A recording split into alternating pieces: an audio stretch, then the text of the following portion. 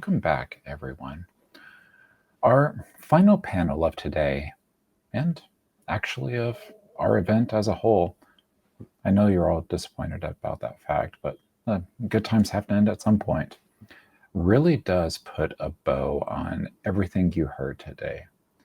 We started out with a great keynote session from Molly, who talked about, patenting, the reason for protections, how you could actually move forward, what it actually means for your business, the economics of your business, kind of innovation. Then we moved into a panel on the research ecosystem with representatives from some research institutions and, a small business that has licensed technology. And even our fireside chat highlighted how to connect and work with others for collaboration and mutual benefit. So now you might be thinking to yourself, all of this information was great, Del, but how do we connect with some of these research institutions? How do I know if they can help me refine my idea or prove out my technology? What's my action plan for making that connection, and what do I need to have in hand? Well, you're now in for a treat because we are about to talk about that. Our last session is dedicated to research institution rapid fire pitches. We're going to have representatives from a few different research institutions come on stage one by one and talk about their organization, the kind of work they do, what they can help you with, or even how to get that process started. Each of them will have about 10 minutes, give or take, to talk about their organization, what they do, and why you should connect with them, with their organization, and potentially even some ways to reach out to them. We are going to get it started off with Ryan Bills of Idaho National Lab. And unlike yesterday, we're actually going to, since it will be 10 minutes of talking between these, by each one of these, we're going to have a mini break where I come back on and introduce the next person. But now I am going to bring Ryan to the stage. So Ryan, the floor is now yours. Okay, great. Thanks, Del. Appreciate it. Are you able to see my screen all right? I'm hoping so. So my name is Ryan Bills. As Del mentioned, I'm a commercialization manager at Idaho National Laboratory, one of actually 4 commercialization managers working at INL. And I'm going to just provide a real quick introduction to the laboratory and to how we normally interface or interact with small businesses outside of the procurement arena, because there is obviously a lot of business that INL and other labs have with small business suppliers on the procurement side, but this is not going to be the focus of my discussion today. So just real quick introduction to the laboratory. If I can get to my next slide. So we are one of the 17 Department of Energy owned national laboratories across the nation.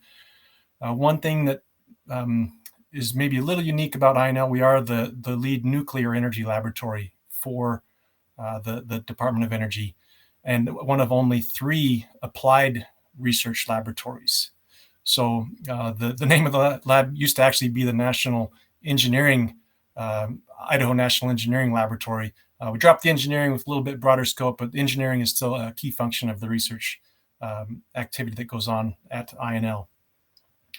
So real quick, the mission of the laboratory is to discover, develop, demonstrate clean energy technologies, and to secure the nation's critical infrastructure. So clean energy technologies, what does that mean? Nuclear among the primary areas that is a focus for Idaho National Laboratory research. Hydrogen production, fuel cell, we have research in both of those areas, and renewables such as bioenergy, geothermal, hydropower, and also technologies that are needed to enable deployment of those energy systems. So that includes energy storage and critical materials processing for electrification of transportation and other renewables sources. So very broad research portfolio at the laboratory. It's a multi-program laboratory, as many of DOE's national labs are. So the laboratory is situated in southeastern Idaho on the high altitude desert. We're out in the desert, a lot of sagebrush. About 900 square miles is the property that's been set aside by the BLM to run the laboratory's operations. About 5,700 employees currently at the laboratory, with the primary contractor that conducts most of the research activities, and that contractor is Battelle Energy Alliance. And I work for Battelle Energy Alliance, as do most of the 5,700 employees.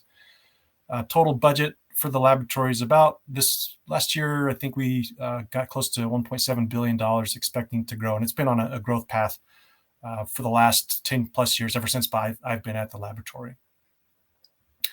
So there are 4 operating nuclear reactors at the laboratory. They're all test reactors. None of them are generating energy, usable energy. And just some of the real quick figures there. We have a pretty lengthy high voltage transmission capability where we're able to isolate ourselves from the grid to conduct some testing of infrastructure, transmission infrastructure for the facilities that we have at the laboratory. So that's a relatively unique capability that we have. So there are 5 main directorates at Idaho National Laboratory: our nuclear energy science technology, our advanced test reactor folks that operate the advanced test reactor. It's essentially a neutron source that is used to test materials that would ultimately be used in or near a nuclear reactor, and then also new fuel cladding technologies. That type of research is conducted there. Our materials and fuels complex, fuels, very specifically is focused on nuclear fuels research. And the Energy and Environment Directorate is the team that I support, which includes all the renewable energy activities, energy storage, critical materials, water treatment technologies, and other areas that are outside of the other directorates. The final group that we have at the National Laboratory at Idaho is the National and Homeland Security. And that research portfolio has grown substantially in the last several years to, I think now it represents about 40% of the budget, if I'm not mistaken, as I've heard recently. So a growing area of interest, not only within INL, but of course nationally. So with these capabilities, what are we trying to do at INL?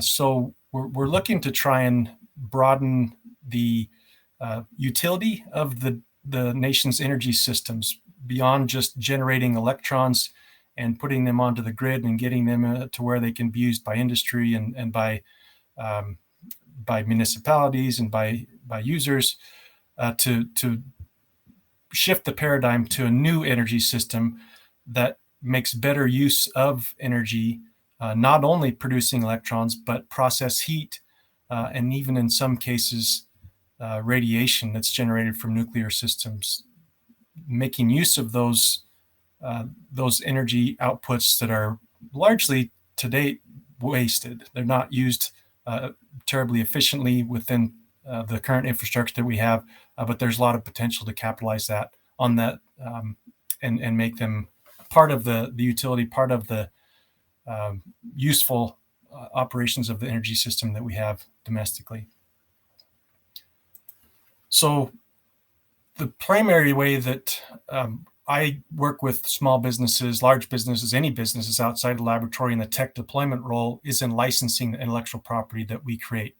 The research that we're conducting at the laboratory in the areas that I've described, we do certainly generate quite a strong portfolio of new intellectual property. That includes patents and copyrights. And we interface with companies by licensing these technologies that are relatively early stage to companies that are interested in taking them to market. And they most oftentimes help enable a company to be able to capitalize on a market opportunity that they've identified. And in some cases, even are complementary to technologies that the small business has already got in pocket, in hand. We've got a few different resources to identify the technologies that are available for license here. I've listed a few websites. InPart is one, and then there's another site that's hosted by Department of Energy called the Lab Partnering Service. So We also work with small businesses specifically on supporting SBIR, STTR projects. We've got one example here real quickly, Quantum Ventura, a company based out of California. I know not part of the team here today, but over the last 3 years, we've had several projects with Quantum Ventura, phase 1, phase 2, now phase 2A, that's resulted in over $2 million of funding, federal funding, going to Quantum Ventura, and also some of that to INL to support the pilot scale demonstration of an electronic waste recycling technology developed originally at INL. We've got a picture of our two lead researchers there, Dr. Luis Diaz-Aldana and Ted Lister. They've been involved with Quantum Ventura since the beginning, since the initial project was proposed to DOE and funded under that phase 1 award. And we've continued to work with them in scaling up this technology to get it out, put into commercial scale use. The last program that I'd like to talk about that we work with, again, specifically on small businesses, is the Idaho National Laboratory Technical Assistance Program. So this is a budget that we have set aside each fiscal year where we're able to use DOE funding to fund researchers' time, INL researchers' time, to provide technical assistance to a small business, in some cases a municipality, that leverages the unique capabilities, the unique expertise of INL. So there are a couple of requirements. It has to be a relatively small scope, so it has to be completed within 40 hours, 1 week's time of that researcher's effort, and has to be supporting a small U.S.-based business, has to be a U.S. business to be able to take advantage of this program. But we've seen quite a few positive outcomes of this in validating technologies. Certainly the lab can't endorse companies or products, but we can provide validation testing to be able to answer questions that are of a technical nature related to a problem that the companies are looking to try and resolve. So with that, I think I'm probably about close to the end of my 10 minutes. My contact information is here. Feel free to reach out to me by email, probably the easiest way, or through LinkedIn. I'm on LinkedIn and do try to monitor that as well. So with that, I'll pass it back over to Del. Thank you. Great. And thank you, Ryan, for that really great presentation about Idaho National Labs. Now we're going to move to Gennaro Montoya from Sandia National Laboratories, who's going to talk about some of the work they do. Gennaro, the floor is now yours. Okay, thank you. So I'm Gennaro Montoya. I work at Sandia National Labs. I work in the tech transfer organization, specifically in an organization that does technology and economic development. And so I'm going to spend most of my time talking about the technology and economic development programs that we have at Sandia, and less about Sandia as a whole. Sandia National Laboratories is a large facility. We have over 13,000 employees, mainly do research around nuclear weapons and energy. And as Ryan was saying, we utilize a lot of those technologies that are developed at the labs to try to help both small and large businesses. Let's see, I'm sure how to advance these slides. Okay. So one of the programs I want to talk to you about is really centered around small businesses in the state of New Mexico. And it's a relatively unique program that we have at Sandia that was developed through some legislation right around 20 years ago. It's a fairly popular program. We've to date have invested over $71 million in small businesses. And you can see from the right hand of the presentation that we've helped and assisted over 3,000 businesses since the inception of the program. And we're required to track economic data, and two of the key pieces of data that we do track is the number of jobs created or retained and the number of counties that we help in New Mexico. The program is designed to provide technical assistance to small businesses across the state. So if you're a small business that has a technical issue, very similar to what Ryan was talking about, We reach out to small businesses, help them through their technical issues, and hopefully will have an economic impact on the company. So the program is funded through a New Mexico gross receipts tax credit. So that means that the state is invested in the program in that they provide Sandia National Labs with a tax credit in exchange for allowing small businesses to access technology and expertise in the laboratories. Uh, like I said, it's a very popular program. We do about 150 assistances per year between Sandia and Los Alamos National Labs. This is a joint program with Los Alamos. So we work jointly with them throughout the year, providing assistance to the companies across the state. So that's one. I don't know if you want to take questions or you want to wait till the end, Del. We can wait till the engineer. So I'm just going to go ahead and pop through the various programs, and then if there's any questions, please feel free to ask. The second program we have is very similar to the New Mexico Small Business Assistance Program, except for it is targeting companies that have licensed a technology or are involved in a cooperative research and development agreement with one of the laboratories. The idea of the program is that most of the technologies that come out of the laboratories are very early stage, and it's very expensive to move those technologies, mature the technologies, and help businesses commercialize their products and services. So what the program is designed to do is help companies who have acquired these licenses through the valley of death, so to speak. So the program provides $150,000 per project to help these companies that are utilizing the technologies mature their products and services. This is a joint program with Los Alamos National Laboratories as well. This is a relatively new program. We were able to get some legislation passed in 2020, which provides $1 million per laboratory per year to be able to help small businesses mature their technologies that they have acquired from the laboratories. Both Sandia and Los Alamos have roughly 1,000 pieces of intellectual property in their portfolio that is eligible for the public to acquire. So we've been able to work with our licensing organization to get these licenses out to the companies and then try to help them mature their technologies. So the program is called Trigger. It's a Technologies Gross Receipts is the name of the acronym, but it's really a program that is an initiative that helps companies mature their technologies. Let me keep moving.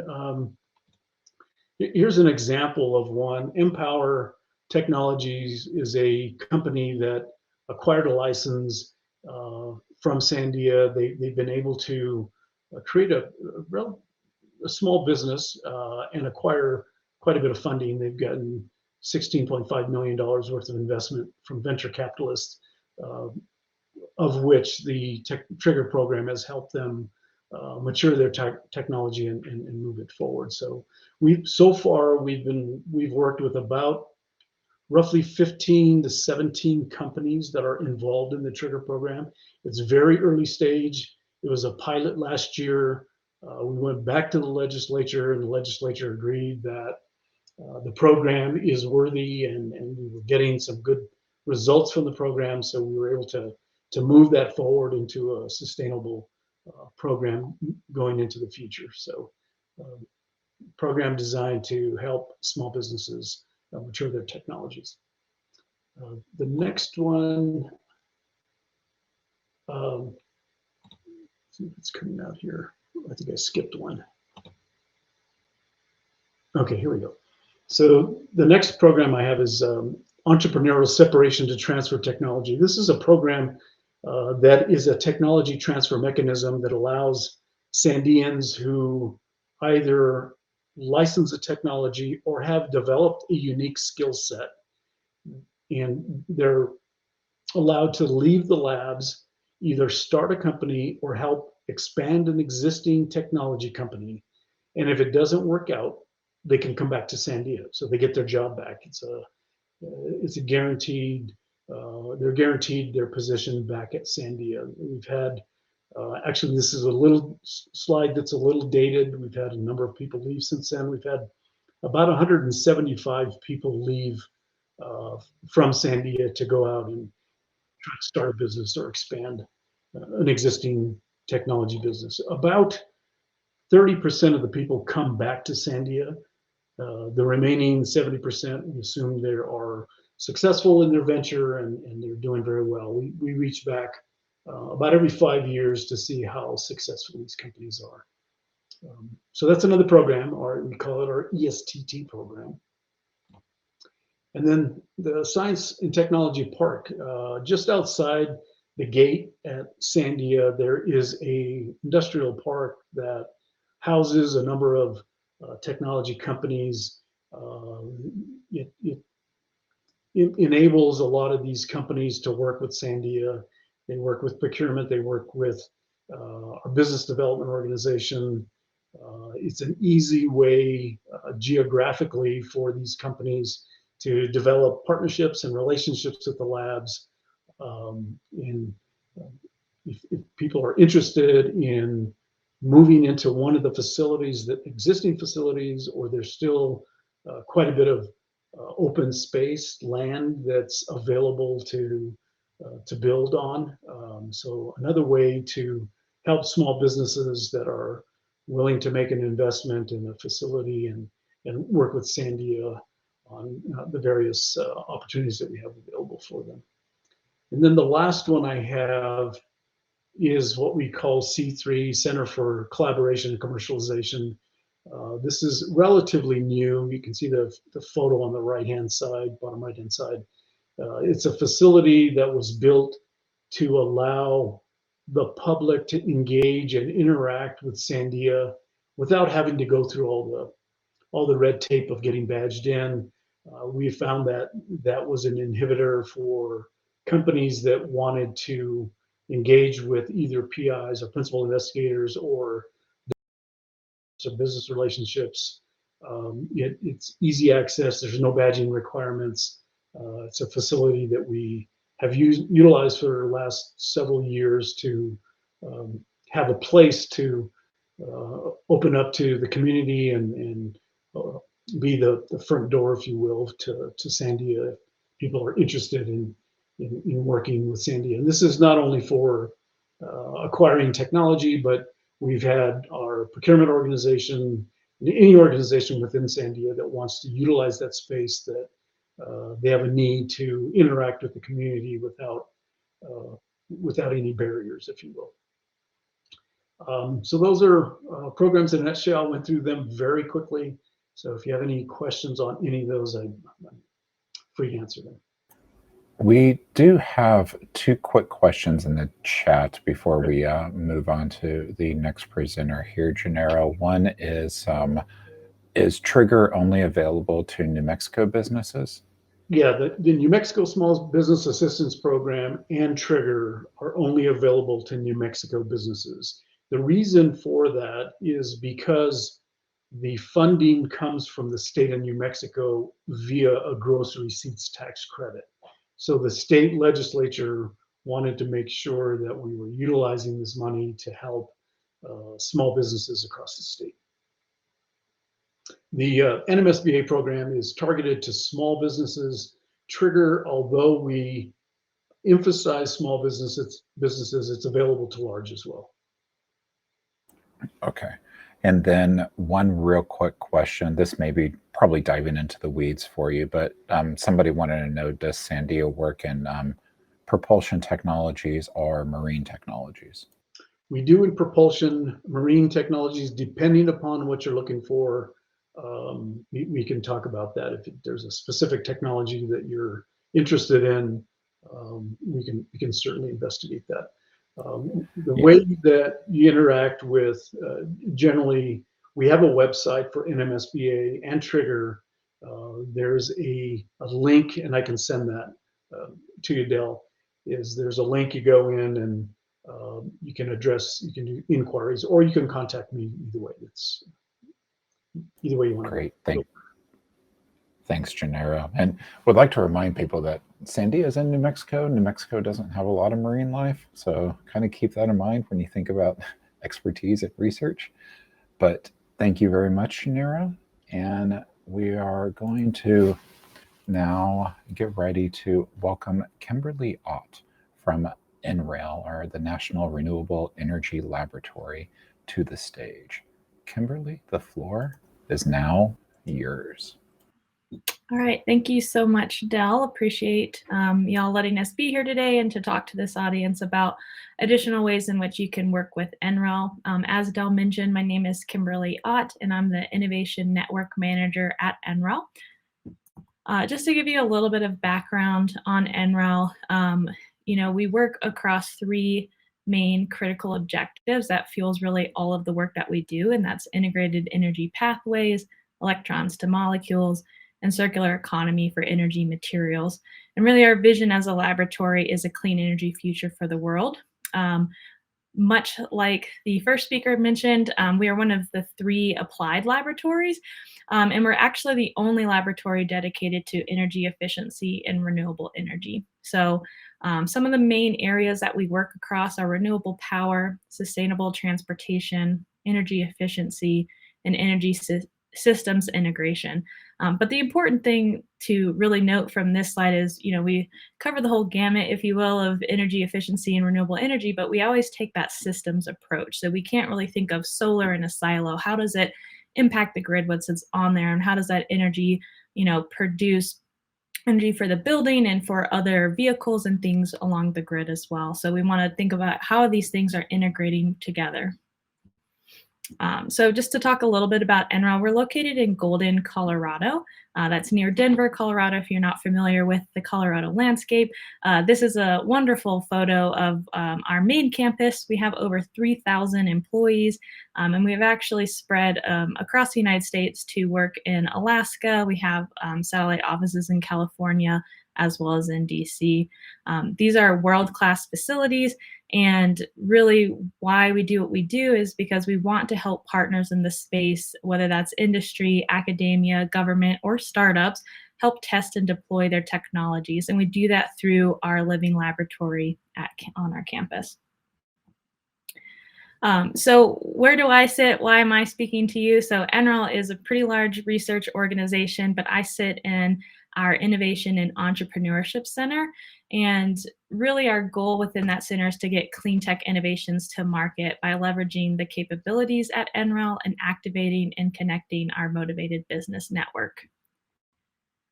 Much like the other laboratories discussed, there's a lot of value to startups and small businesses that we provide at the laboratory. The most is really non-dilutive funding. So I'll talk about the different opportunities we have on the next slide.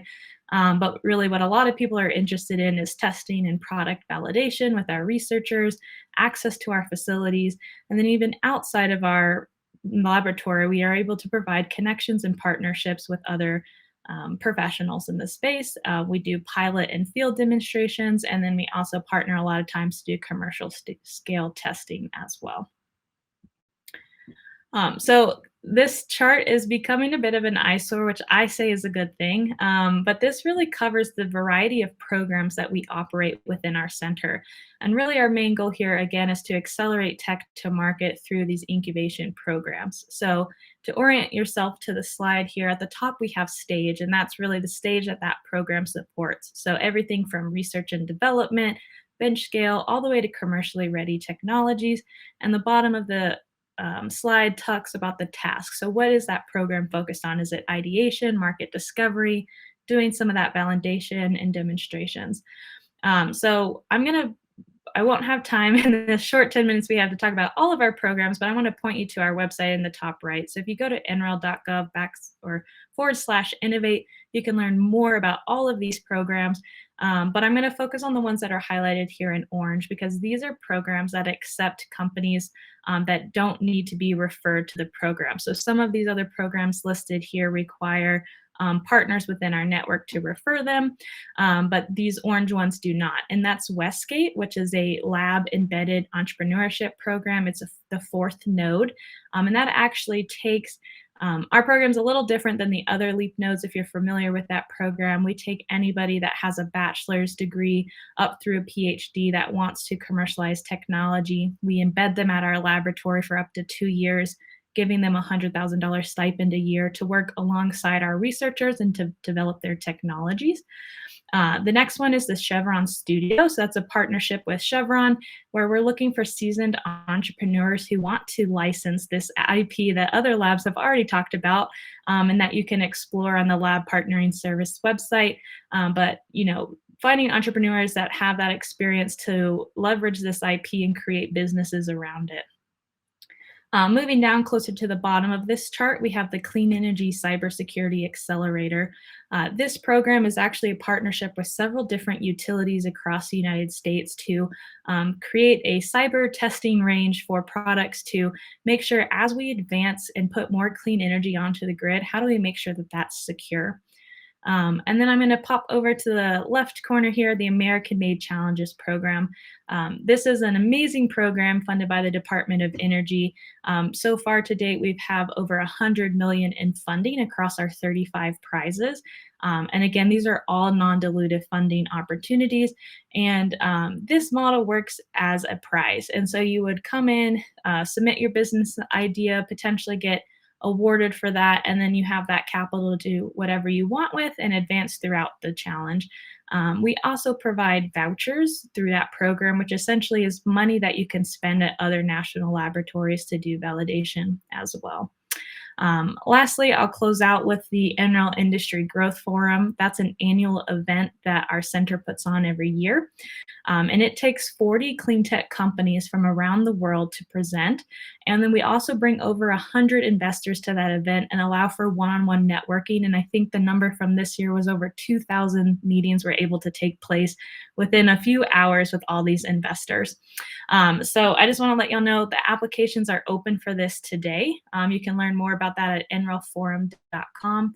We'll be holding that event May 2nd through 3rd in Denver, Colorado. Here again, just highlighting those American-made challenges. You can explore more on the website americanmadechallenges.org. And then I just wanted to close out with a couple other resources outside of our center that you can leverage from NREL, and that's through our Technology Partnership Program. The first is a CRADA, or what we call a CRADA, which is a Cooperative Research and Development Agreement.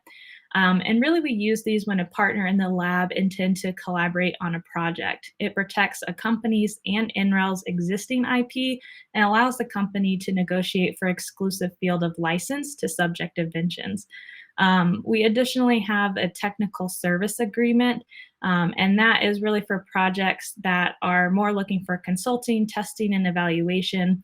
And those projects would need to be under the $500,000 mark and not extend beyond 3 years of service. And then lastly, we have user agreements. And so this is where if you just want to come in and use the amazing facilities that we have here at NREL, you can do that. And that's through our Energy Systems Integration Facility, ESIF. So you can learn more about our technology partnership programs at the link here at the top of the page. And I'll be sure to share these with Del so he can pass them out to other folks as well. But with that, I would just like to say thank you. And again, you can visit our website, nrel.gov/innovate, to learn more about the programs I spoke about today. And feel free to reach out to us at iec@nrel.gov. Awesome. Thank you very much, Kimberly. And now we will be transitioning over to, let's see. Sorry, we were going to have Los Alamos and they were having troubles. So we are going to have Michael Bianco from Apex come on and give you an overview about what they do.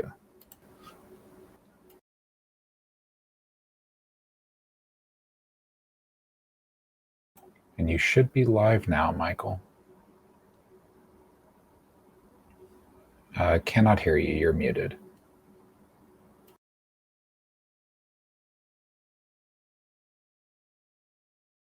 Can you hear me now? Yes, we can, and we can see your screen. Right. We could for a second. Here we go. All right, you should be Yep. seeing it now. Good to go? Yes. Now we have it. All right, and are you seeing my note slide or are you seeing full slide? The note slide. All right, let me just switch that. All right, how about now? Still seeing the note slide.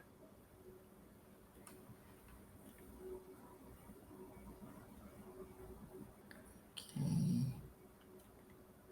Try something different here. Okay.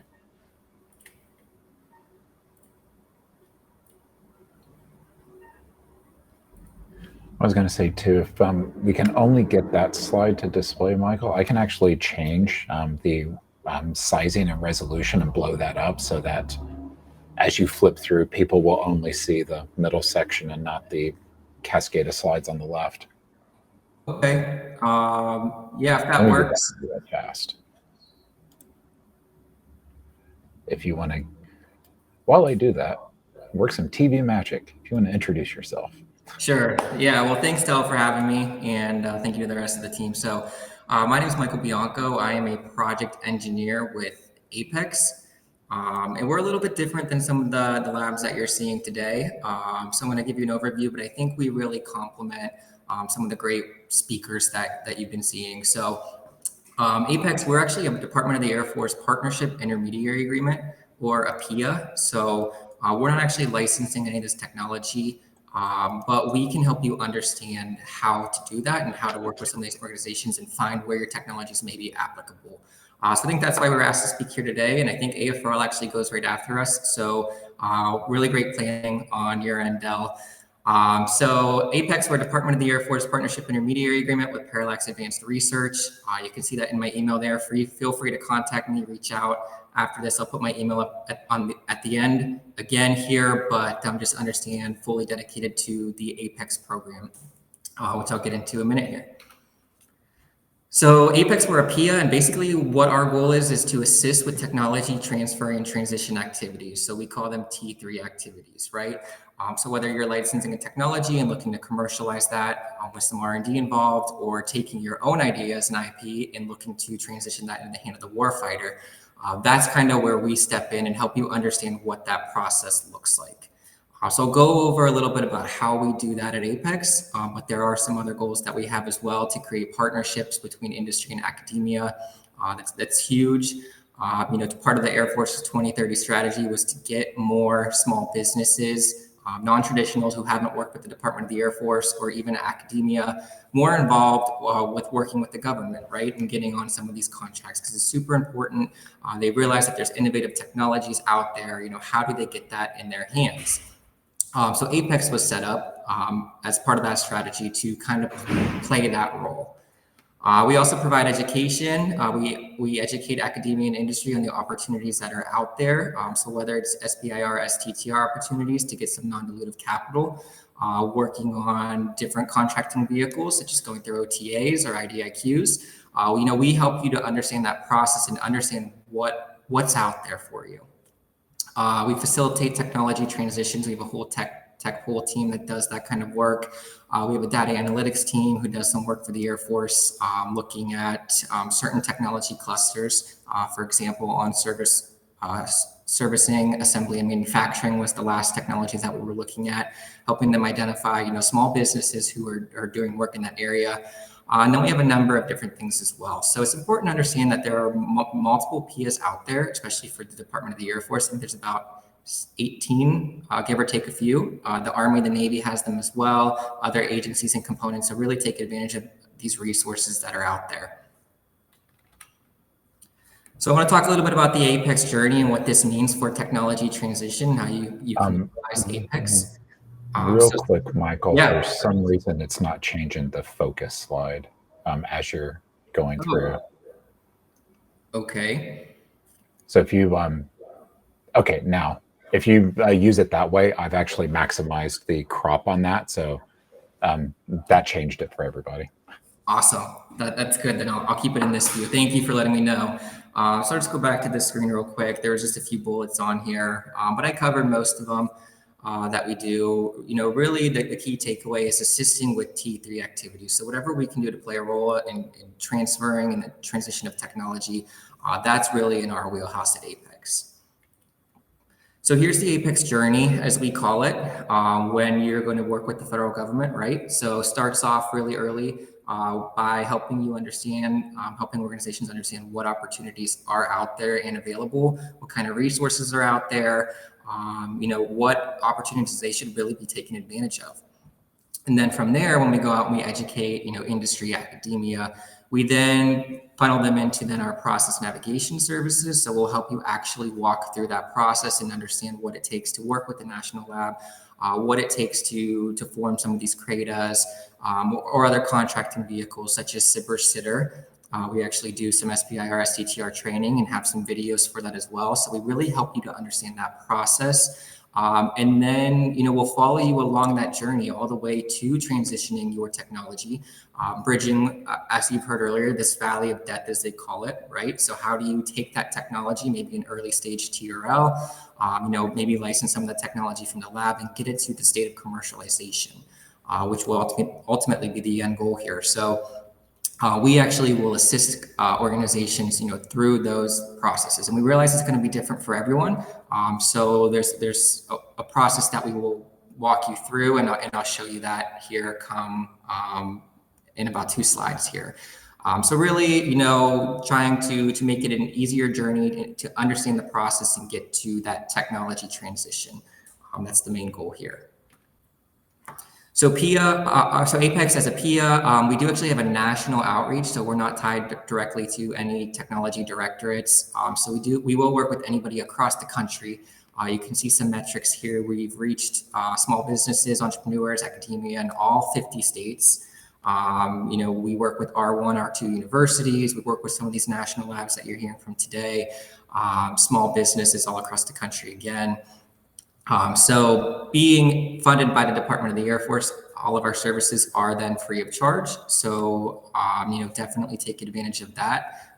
We want to help you out as best as we can. You can see some metrics here that we have on the screen. Again, we'll work with non-traditionals, so HBCUs, tribals, LACs, small businesses, EDOs, makerspaces, you name it. We will work with them. That top left picture is kind of our targeted approach where we take different areas of the country. We really put a focus on each of those and understanding how we can best help with that technology transfer and transition. So I wanted to include this. My actual title is Process Navigation Project Engineer. So actually helping proposal processes or understanding federal contracts. So really this is the SPI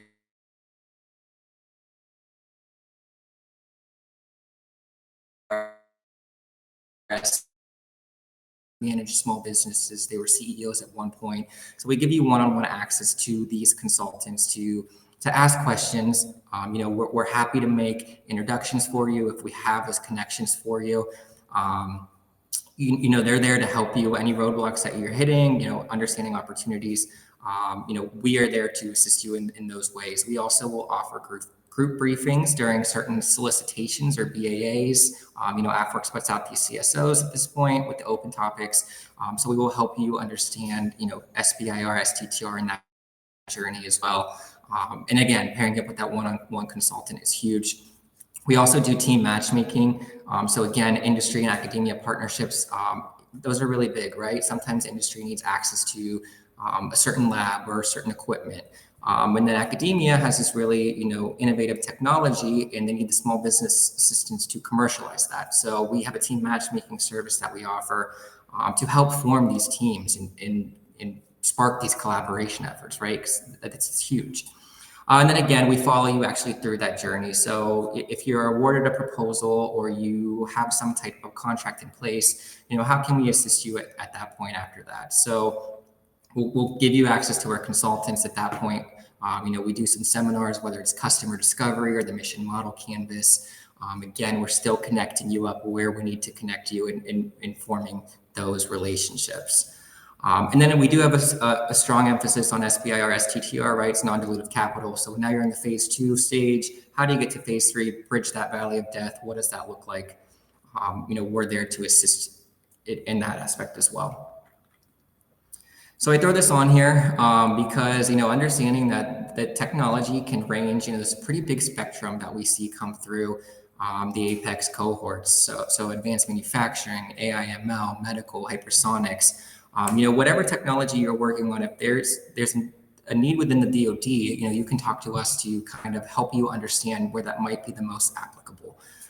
So just wanted to include this to show that there's a huge range of technologies. Again, we will work with anyone to help them understand what the process looks like. Once you get a phase 1, once you get a phase 2, what do you do? What kind of contracts should you be looking at? Who you should be talking to? So pretty wide range of technologies that we've assisted with. And then lastly, I just wanted to throw, of course, our metrics up here.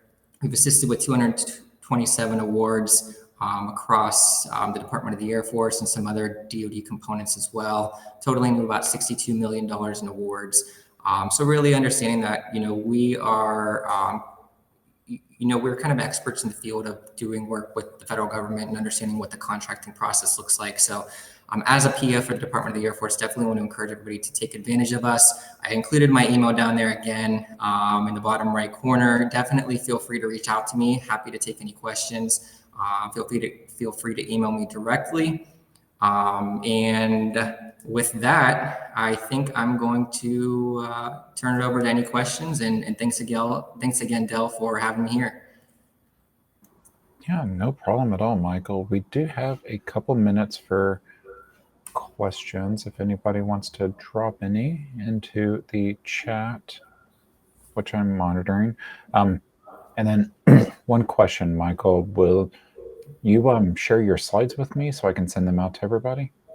Yes, I can definitely share my slides with you. Okay, cool. All right, well, if there are no questions, thank you again, Michael, and we appreciate the information about Apex. Now I am going to bring on our final presenter of the day, and you are about to hear from Matt O'Brien at the Air Force Research Lab. So now, Matt, the floor is yours. Thanks, Del. Can you hear me? Yep, I can hear you just fine. Great. Thanks a lot. Appreciate the opportunity. My name is Matt O'Brien. I don't have slides today, but I'll be able to share contact information as well as some links to different websites about the programs that I talk about today. So I am with the Air Force Research Laboratory, AFRL. It's the science and technology arm for the United States Air Force and the United States Space Force. AFRL is headquartered out of Wright-Patterson Air Force Base in Dayton, Ohio. And we have 10 research areas, or what we call technology directorates, or different labs around the country to support the important work that we do for the Space Force and the Air Force. And so the majority of those technology directorates are located in Dayton, Ohio. And I'll go through those real quick, just so you have an understanding of the type of work that we do across all of AFRL. So we have the 711th Human Performance Wing out in Dayton. We have an Aerospace Systems Directorate in Dayton. We have the Materials and Manufacturing Directorate in Dayton. And we have the Sensors Directorate in Dayton. Other research areas around the country, we have what's called the Air Force Office of Scientific Research, or AFOSR. That's the group that primarily focuses on offering universities research in basic research areas and helps provide contract opportunities there. They're located in DC. We have a group called AFWorks, which is our innovation arm for rapid acquisition. They're the group that now runs the SBIR STTR program for AFRL. They're located out of Dayton, Ohio. We have the Information Directorate, so cyber systems, working on everything information and IT. Those folks are out in Rome, New York. at our information directorate. And finally, we get to where I work and where my office is located, and that's here at Kirtland Air Force Base in Albuquerque. And we have two technology directorates here, space vehicles and directed energy. On the space vehicle side, we develop the latest space component technology, and we fly state-of-the-art satellites for space experiments. So our areas of focus really are everything components for satellites. We do a lot of research on small sats, CubeSats. We do a lot of testing, so we shake and bake things here at our lab. But really every type of space component, we probably have somebody that's working on that or knows who's working on those types of things here in Albuquerque. On the directed energy side, we focus on developing and transitioning technologies in 4 technical competency areas. That's laser systems, high power electromagnetics, weapons modeling and simulation, and directed energy and electro-optics for space situational awareness. And so that space situational awareness piece is kind of where space and directed energy overlap, and which is why we have 2 of those directorates here in Albuquerque. My office is called the Technology Engagement Office, and we really do everything outreach for our 2 directorates here in Albuquerque. So we engage with industry and the general public, we engage with academia, and we engage with state and local government in order to find research partners, engage our scientists with new partners within the community, and really try to bring opportunities and resources back to AFRL. So a couple of opportunities that I'll talk about today are traditional technology transfer agreements. So it's been mentioned a couple times in prior presentations, the opportunity to partner with laboratories through what we call cooperative research and development agreements. We also offer that opportunity at AFRL. So you can enter into a CRADA with us. This protects company technology, protects AFRL technology, and to do lots of different things focused around joint research opportunities. We also have opportunities to come onto Kirtland Air Force Base and use our specialized equipment. We do that through what's called a commercial test agreement. And we have opportunity to license patented technologies from AFRL. So our current patent portfolio is about 100 patented technologies. You can access that list and take a look at the different types of things that are available for license at afrlnewmexico.com. And I'll be sure to include that link in the chat after the presentation. Other opportunities, we have funded agreement opportunities to work with AFRL on joint research. So each of our directorates has an open call for advanced research announcements. On the space vehicle side, there's a contract in place called STAR, and it stands for Space Technology Advanced Research. If you have there's funding on this contract vehicle, and there's also opportunity for companies to propose new work on this funding vehicle. Another one on the space vehicle side is what they call Starfish, and that's basically the same type of contract vehicle, but it focuses on software and hardware technologies. On the direct energy side, we have a similar vehicle in place for research to be done in partnership with AFRL. And that's called DETER, D-E-T-E-R, stands for Directed Energy Technology Experimentation Research. So the agreement's in place, there's funding on that contract vehicle.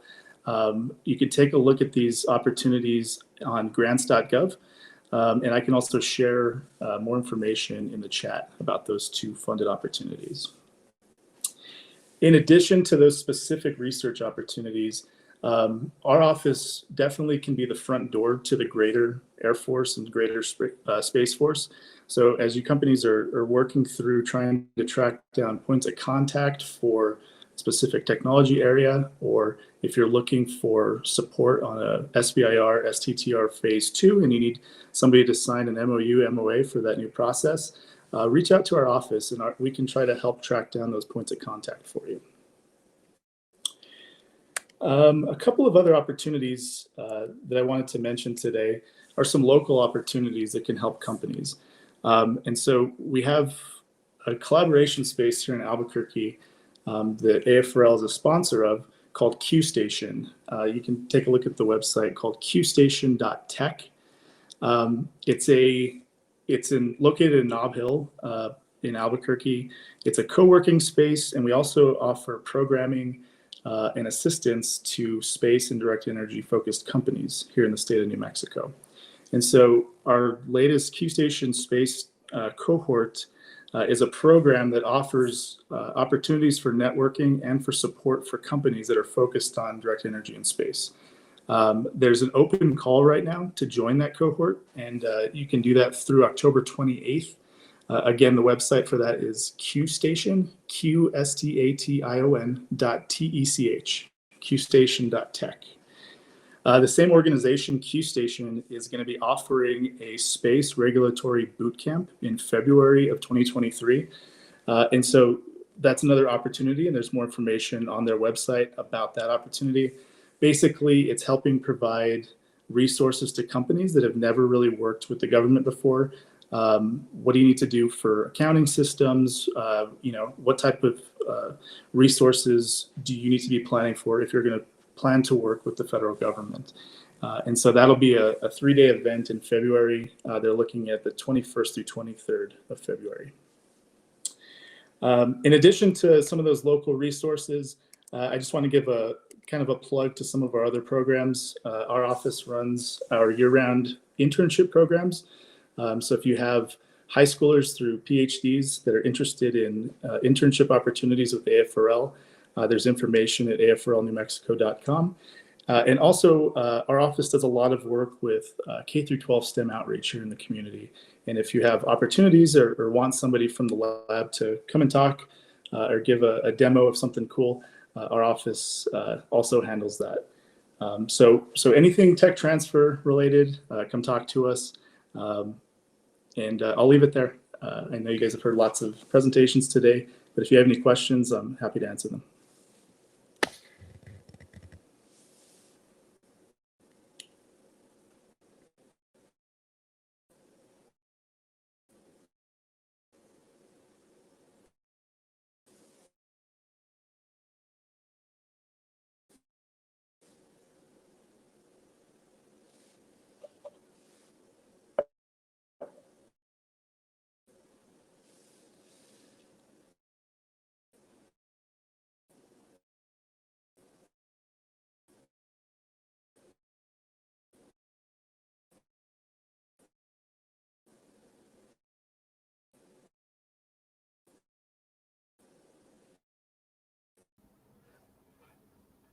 Matt, somebody's requesting your contact information. Would it be fine to just drop that in the chat? Thanks, Del. Did we have any questions, Del? Can you hear me, Matt?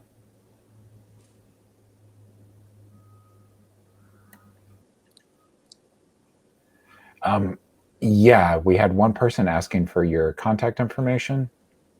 Are you able to hear me, Matt?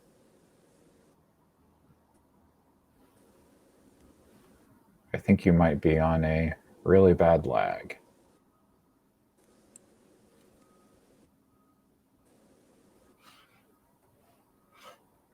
And you discoed. All right. Well, let's see. Alrighty, folks.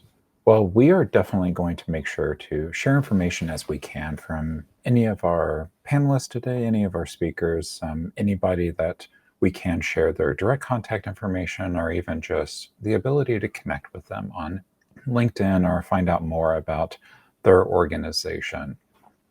And I would like to also just take this moment now to thank all of our great presenters, both during the rapid fire pitch session you just heard. Well, let's actually thank all of our presenters that talked during our rapid fire pitch session that you just heard about. Hopefully during those talks, you really did peg kind of one or two organizations that you're thinking to yourself, man, I need to reach out to them with a plan on what I want to discuss and some knowledge about what you should have in hand to ease those discussions. And that was really one of the goals that we wanted to have for that panel there. But that's actually going to close us out for our event. All the sessions over the past 2 days were recorded, and we will be posting those to the NMFast YouTube channel in the next probably 2-ish weeks. Got to edit and post-produce those, so give me a little bit of time. And as soon as the recordings are ready, you'll get an email from us with, links to surveys, links to information, links to, any of the presentations that came in today. Those things that we go, okay, this, you should know about this. This is something you should have kind of at the ready. But that's all logistic stuff. Let's dive into some kind of closing remarks here. So throughout the past 2 days, you heard some repeated themes that were brought up. Most, kind of were pretty blunt and in your face. But for some, you really have to read between the lines to grasp and probably really to, kind of fully understand. And here is one that a lot of you, or maybe some of you, and got missed or overlooked. And that is, you can't do this alone. I mean, theoretically you can, but you shouldn't do this alone. And that's not a disparaging comment on, anyone's prowess or knowledge. Really, it is a cold, hard fact. At some point, you need to bring in other expertise. You need to bring in outside help. You need to get other viewpoints. You need to find team members and partners who will see you through and help you cross that finish line. And just like you can't do this alone, we didn't do this alone either. And this event was put on with the help of a really great team. And our Mesas to Mountains program was a wonderful collaboration. We brought together people from different viewpoints. People had different struggles and problems, and people with different expertise in vastly different areas. But we all had a common goal, and that was to help businesses like yours, to provide some support as you figure out how to take the next steps, to give you some guidance on things you might want to do, pitfalls that others have fallen into, and hurdles that you will eventually have to cross. That's also why we selected the speakers we did. Whether they're small businesses themselves who have gone through the same struggles as you, or they're federal agencies who can provide funding to help you move your idea to the next stage, or research institutions who can assist you with technical development and access to resources you wouldn't be able to dream of, or even just support organizations who can help you put together a proposal, protect your technology, or take the next steps for business growth and success. We all share one common goal, and that is, we want you to succeed. We want you to flourish. We want you to be an active part of this ecosystem. That's why we all do the work that we do. We believe in this ecosystem. We believe in the power behind it and the opportunities it brings about. We believe in the way it can shape the future for the better. Now, you just have to go out there and be part of that future. The philosopher, sorry, it's been a long 2 days. The philosopher Lao Tzu gave us the famous quote, "The journey of 1,000 miles begins with one step." So now, take that step and let us be your support for making that journey. Thank you.